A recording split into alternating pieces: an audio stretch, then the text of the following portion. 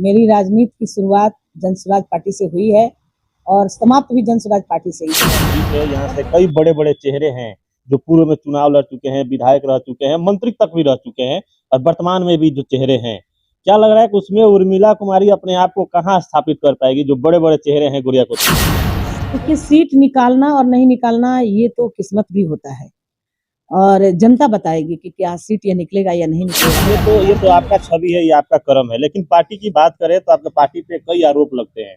और वर्तमान में अभी जो बिहार बदलाव जो रैली हुआ था पटना में, उसको लेके बहुत सारी चर्चाएं किया गया कि प्रशांत किशोर का जो सच्चाई है वो सामने आ चुका है। ये भाजपा के बी टीम है, इनका रैली फ्लॉप हो गया, ये बिहार के जनता को ठगने आए थे, इनका पोल खुल गया। क्या कहिएगा? प्रशांत किशोर ने जो चाहा सो किया और बदलाव रैली में वो फ्लॉप नहीं हुए हैं।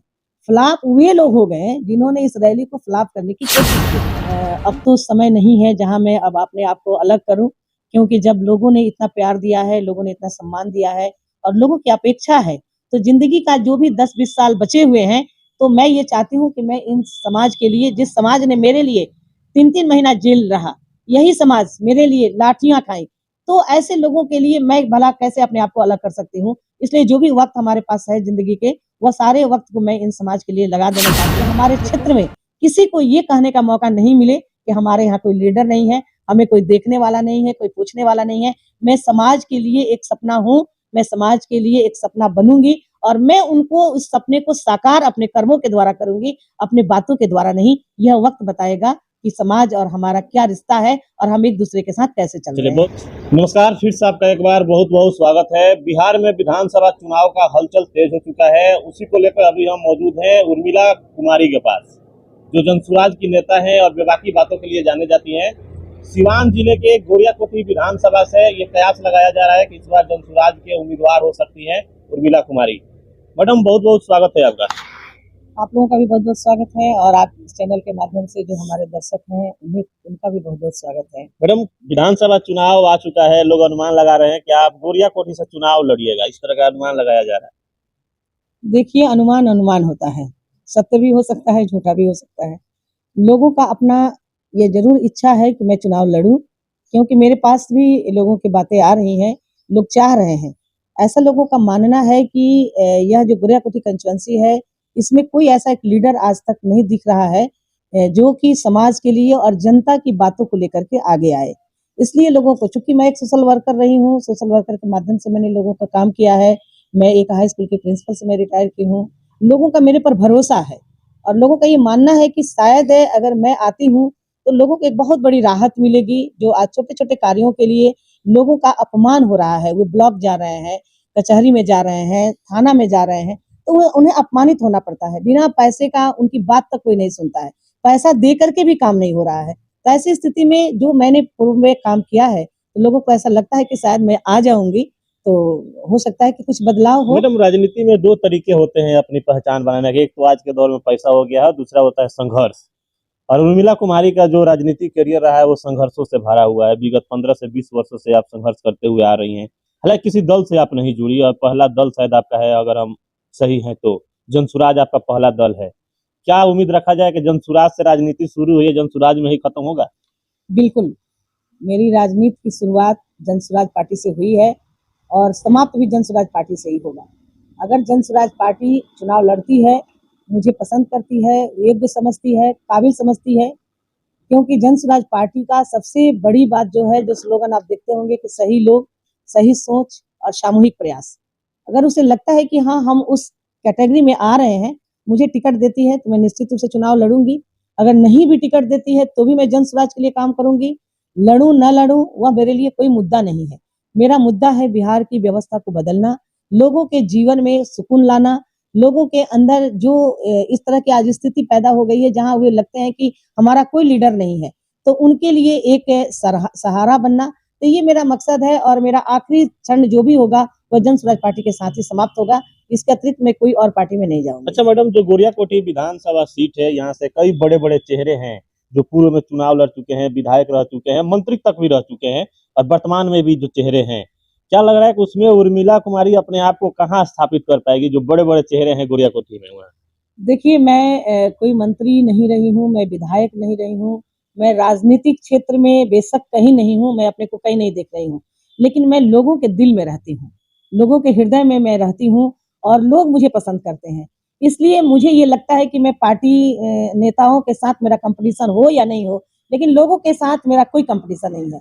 हर दल में जुड़े हुए लोग आज मुझे पसंद कर रहे हैं, हर जात के लोग मुझे पसंद कर रहे हैं, हर पार्टी में आज तक चलने वाले लोग मुझे पसंद कर रहे हैं। तो मैं कैसे मानूं कि मेरा उनके साथ कोई कॉम्पिटिशन है। अच्छा, जिस पार्टी में आप हैं उस पार्टी ने आपको बहुत बड़ी जिम्मेवारी दी है, सारण में बात किया जाए तो। और हालांकि गोरिया कोठी से चुनाव लड़ने की आपकी चर्चाएं हो रही हैं, तो क्या उम्मीद रखा जाए मैडम कि अगर पार्टी विश्वास करके चुनाव में आपको लड़ाती है तो ये सीट निकालने का काम करेंगे उर्मिला कुमारी? देखिए, सीट निकालना और नहीं निकालना ये तो किस्मत भी होता है और जनता बताएगी कि क्या सीट ये निकलेगा या नहीं निकलेगा। लेकिन जो अभी का सिचुएशन मैं देख रही हूँ, जो लोगों की बातें मैं सुन रही हूँ, जिस तरह से लोग मेरे से ज़्यादा परेशान हैं। मैं जन स्वराज पार्टी की प्रदेश कोर कमेटी की सदस्य हूँ। मैं सारण जिला की प्रभारी हूँ। मेरी अपनी आंतरिक इच्छा थी कि मैं संगठन में रहूँ और मैं जन स्वराज के लिए संगठन में काम करूँ, जन स्वराज के संगठन को मजबूत करूँ। लेकिन लोगों की इस तरह की धारणा है और लोगों का इस तरह का प्यार है, जहाँ लोग मुझे विवश कर रहे हैं कि नहीं, मुझे राजनीति में आना ही आना है। तो अंततोगत्वा जब मैंने अपना जीवन समाज के लिए समर्पित किया है और आज तक मैं समाज के लिए ही जीते मरते आई हूँ। आप पता कीजिएगा कि एक वैसा भी वक्त था जब मैं घरेलू हिंसा को लेकर काम कर रही थी, आज मैं नहीं कर रही हूँ। लेकिन इसके बावजूद भी अगर इस क्षेत्र के किसी महिलाओं के साथ किसी तरह की समस्या आई, कोई भी कष्ट आया, चाहे वह रात का 12 बजे हो या सुबह का 4 बजे हो, वो ज़रूर मुझे कॉल करती हैं और उन्हें ये लगता है कि मैं वहाँ चली जाऊँगी तो मुझे एक सहारा मिलेगा और आज तक मैंने सहारा देने का काम किया है। तो ये एक हमारी पहचान रही है। तो निश्चित रूप से अगर जन स्वराज पार्टी मुझे भरोसा के साथ टिकट देती है और लोग जिस तरह से चाह रहे हैं, तो मैं सीट निकालने में कामयाब चलिए रहूँगी, मैडम, ऐसा ये मेरा तो मानना ये है। तो आपका छवि है, ये आपका कर्म है, लेकिन पार्टी की बात करें तो आपके पार्टी पे कई आरोप लगते हैं। अब वर्तमान में अभी जो बिहार बदलाव जो रैली हुआ था पटना में, उसको लेके बहुत सारी चर्चाएं किया गया कि प्रशांत किशोर का जो सच्चाई है वो सामने आ चुका है। ये भाजपा के बी टीम है, इनका रैली फ्लॉप हो गया, ये बिहार के जनता को ठगने आए थे, इनका पोल खुल गया। क्या कहिएगा इन तमाम आरोपों को लेकर? देखिए, लोग कहते हैं ना कि खिसियाई बिल्ली होती है तो खंबा नोचती है। ये बात तो सही रहा कि प्रशांत किशोर ने जो चाहा सो किया और बदलाव रैली में वो फ्लॉप नहीं हुए हैं। फ्लॉप वे लोग हो गए हैं जिन्होंने इस रैली को फ्लॉप करने की कोशिश किया। उनको ये लगा कि हम अलग-अलग तरीके से रैली में आ रहे लोगों को रोक देंगे। जैसे आप देखे होंगे या आपने सुना होगा या वीडियो देखेंगे आप कि कई जगहों पर जेपी सेतु हो, गांधी सेतु हो, सभी जगहों पर लोगों ने क्या किया कि विपक्षी पार्टियों ने अपनी गाड़ी को लाके खड़ा कर दिया। उस पर जन स्वराज का बैनर लगा दिया और जहां से गाड़ी की टर्निंग हो सकती थी दूसरे साइड में, उस जगह पर गाड़ी को लगाया और बाकी गाड़ियों को बाधित किया कि ताकि गाड़ी आगे नहीं जाए और ये बहाना बनाया कि गाड़ी खराब हो गई है, ड्राइवर कहीं चला गया है। तरह तरह के बहाना बनाए और जब प्रशासन आया, फिर लोगों के हंगामा हुआ, तो वहां पर ये देखा गया कि तुरंत उन्होंने झंडा को उतारा, बैनर को निकाला और दूसरी दिशा में गाड़ी लेके चले गए। तो अब इससे घिनौना और क्या हो सकता है। लोग 2 लाख से ज्यादा लोग बिहार के चारों तरफ फंसे रहे और प्रशांत किशोर जैसा व्यक्ति, आज तक आप बताइए कि कौन ऐसा लीडर होगा जो अपनी इस भीड़ को छोड़ देगा और जनता के लिए जेपी सेतु दौड़ के जाएगा। जहाँ लोगों को ये तरह से अपमानित किया जा रहा था, बैरियर लगाया जा रहा था, पैदल नहीं जाने दिया जा रहा था। तो प्रशांत किशोर वहां से जेपी सेतु आए और 2 घंटा उनको लग गया, 3 घंटा उनको जेपी सेतु से गांधी मैदान जाने में। वो ऐसे व्यक्ति को क्या था यह मामला कि किसी भी तरह से उनको दोनों तरफ से फ्लॉप किया जाए, उनको गांधी मैदान नहीं पहुंचने दिया जाए ताकि लोग ये समझे कि हमारा नेता भाग गया। दूसरा था कि रास्ते को जाम किया जाए कि लोग वहां तक नहीं पहुंचे और ये कहा जाए कि भीड़ ही नहीं आई। लेकिन ये दोनों ही उनका काम फ्लॉप हुआ।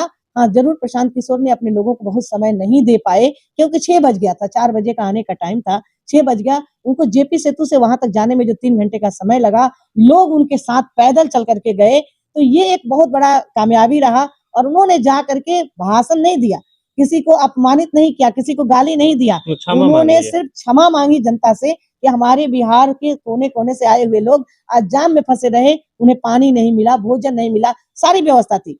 आप अगर भोजन की स्थिति को देखेंगे, आप लोग मुआयना कीजिए, आप मीडिया वाले हैं, सच्चाई को मुआयना कीजिए, किसी की बातों को मत सुनिए। वहां जो खाने के प्रबंध किए गए थे, ऐसे ऐसे असामाजिक तत्व के लोग वहां खाने पर भी पहुंचे और खाने को डिस्टर्ब किया। वहां पानी गिरा देना, चावल अधिक ले लेना, चावल फेंक देना ताकि गंदगी वहां भर जाए।